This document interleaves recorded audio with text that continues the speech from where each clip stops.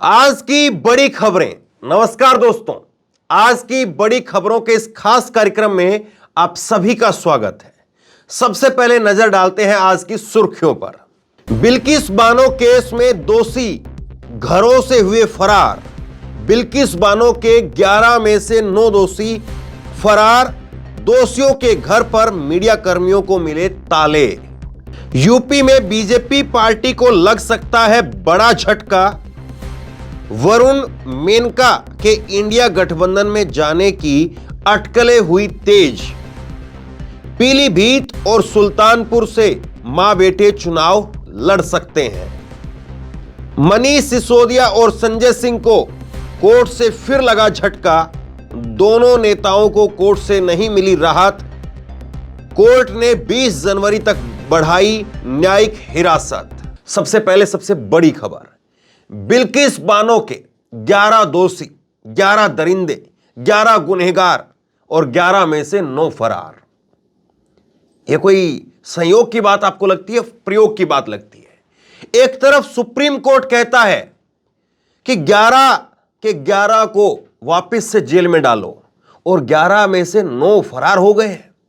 11 में से 9 के घर पर जब मीडिया कर्मी पहुंचे तो ताले लटके हुए हैं। गजब का अमृतकाल चल रहा है। और सोचिए बिल्किस बानो पर क्या बीत रही होगी। सोचिए बिल्किस बानो को तो ही कहीं निपटाने की कोई प्लानिंग इन लोगों की नहीं है जो फरार हो गए हैं। क्या होगा बिल्किस बानो का? और क्या बीजेपी की डबल इंजन की सरकार इनको पकड़ करके जेल में नहीं डलवा पाएगी? क्या अब ये ताउम्र के लिए फरार ही चलते रहेंगे? सवाल ये है। देखिए किस तरह से ये लोग अपने घरों से फरार हो गए हैं और इनकी फरारी के पीछे क्या कुछ छिपा हुआ है। और बीजेपी, क्या बेटी बचाओ बेटी पढ़ाओ के नारा देने वाली बीजेपी अब दोषियों को पकड़ भी नहीं पाएगी? जानिए हमारी इस खास रिपोर्ट में।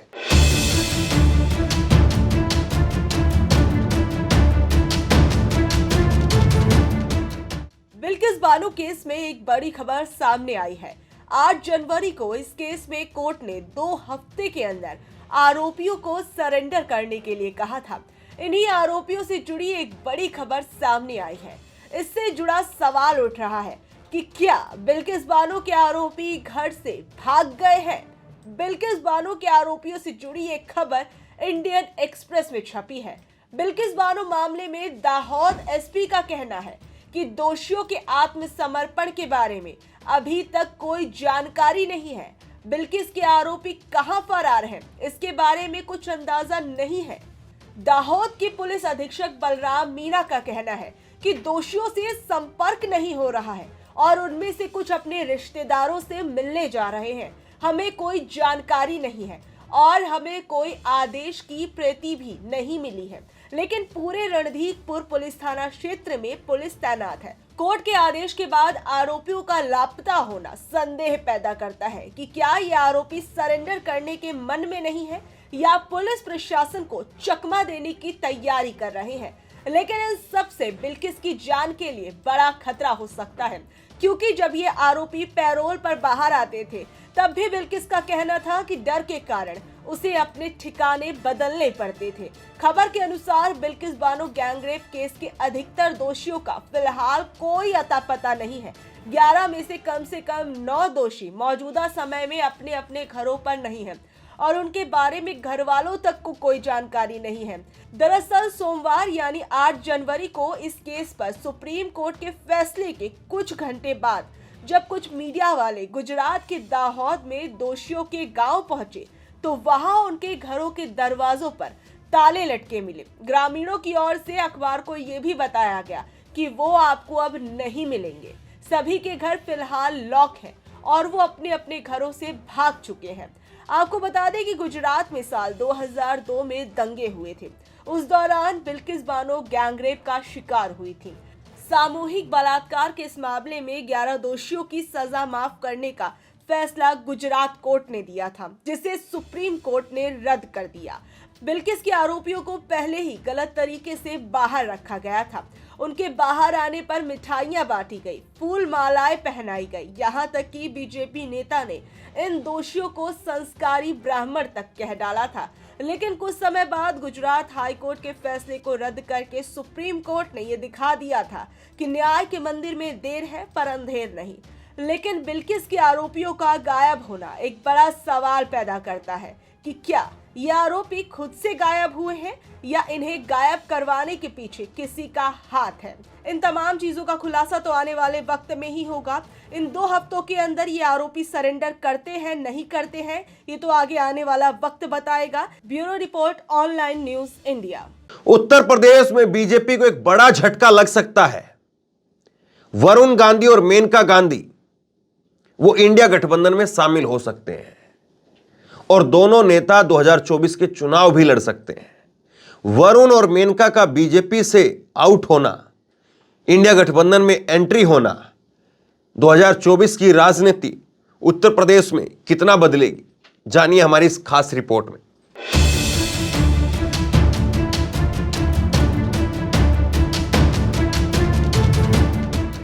उत्तर प्रदेश की राजनीति में 2 बड़ी खबरें उफान पर हैं। एक तरफ जहां इंडिया गठबंधन में मायावती के जुड़ने की खबरें लगातार सुर्खियां बनी हुई हैं, वहीं दूसरी ओर उत्तर प्रदेश में बीजेपी पार्टी को बड़ा झटका लगने के कयास लगाए जा रहे हैं। सूत्रों के हवाले से एक खबर सामने आ रही है कि इंडिया गठबंधन में वरुण गांधी और मेनका गांधी जुड़ सकते हैं।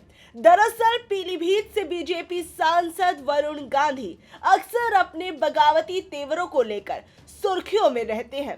वो अक्सर पार्टी लाइन से अलग हटकर बयान देते हैं, बीजेपी पर हमला बोलने का कोई मौका नहीं छोड़ते। उनके कई बयान मीडिया की सुर्खियां बन जाते हैं। पिछले कुछ दिनों से वो फिर बीजेपी के खिलाफ मुखर होकर बोल रहे हैं।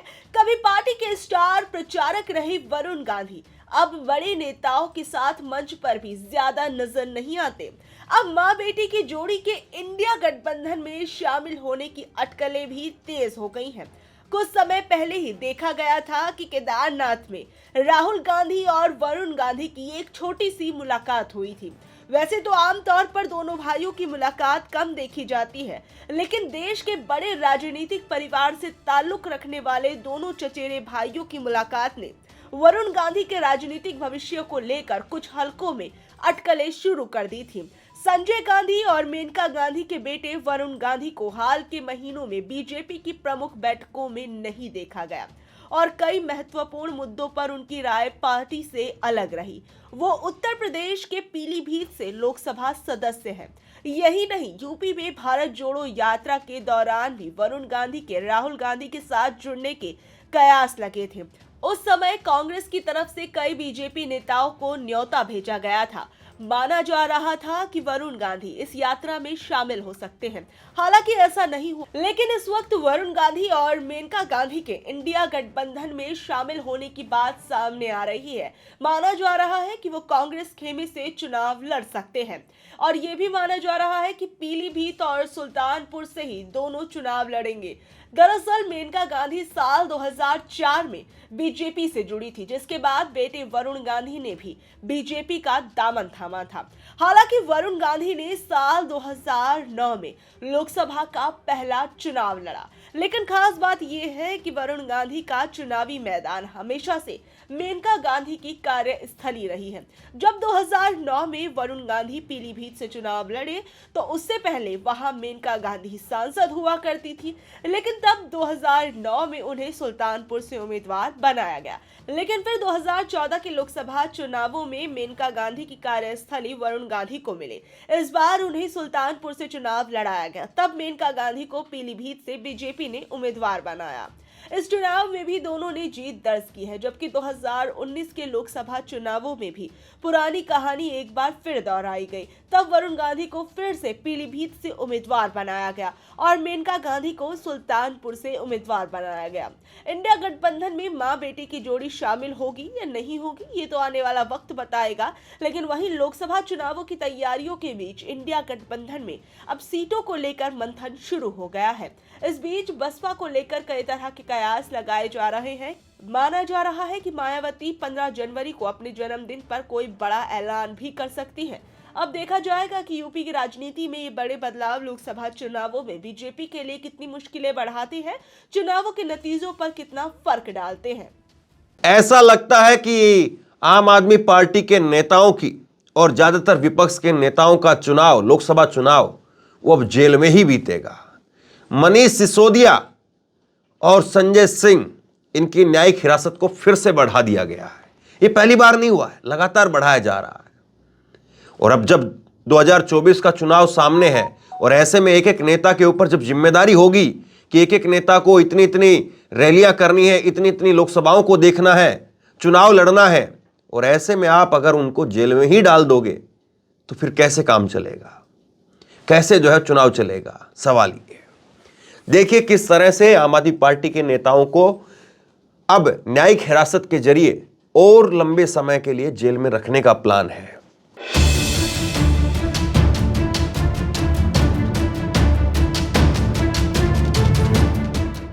साल 2024 के चुनावों से पहले शायद सारा विपक्ष जेल के अंदर नजर आने वाला है।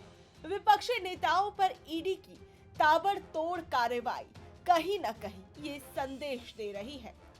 इसी कड़ी में दिल्ली शराब घोटाला केस आम आदमी पार्टी के नेताओं की गले की फांस बन चुका है, जिस कारण मनीष सिसोदिया और संजय सिंह जेल के अंदर बंद हैं।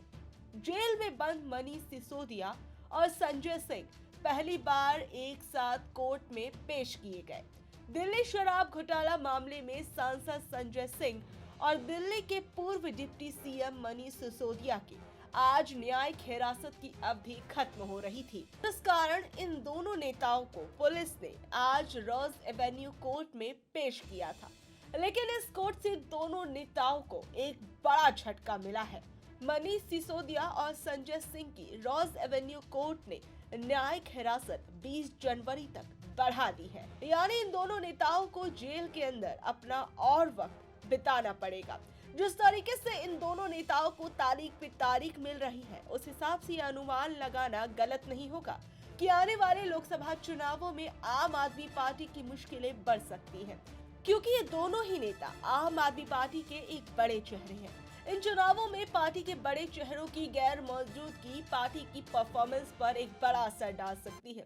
जहां एक तरफ ये दोनों नेता जेल के अंदर हैं, वहीं आम आदमी पार्टी की मुखिया अरविंद केजरीवाल के भी शराब घोटाले में जेल जाने की अटकलें लगाई जा रही हैं, क्योंकि पूछताछ के लिए कई बार अरविंद केजरीवाल को समन भेजा जा चुका है। उसके बावजूद अरविंद केजरीवाल ईडी के आगे पेश नहीं हुए हैं।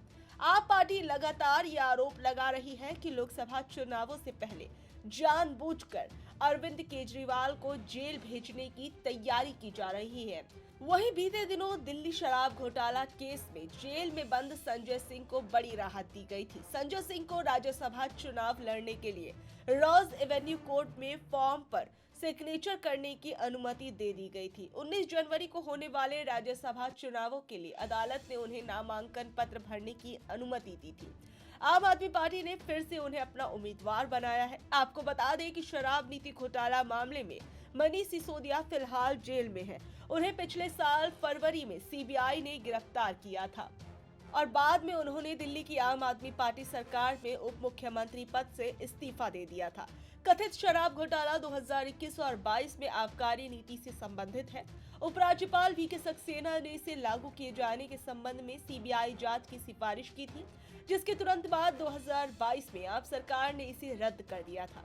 दिल्ली शराब घोटाला केस में मनी लॉन्ड्रिंग मामले में संजय सिंह को 4 अक्टूबर को गिरफ्तार किया गया था।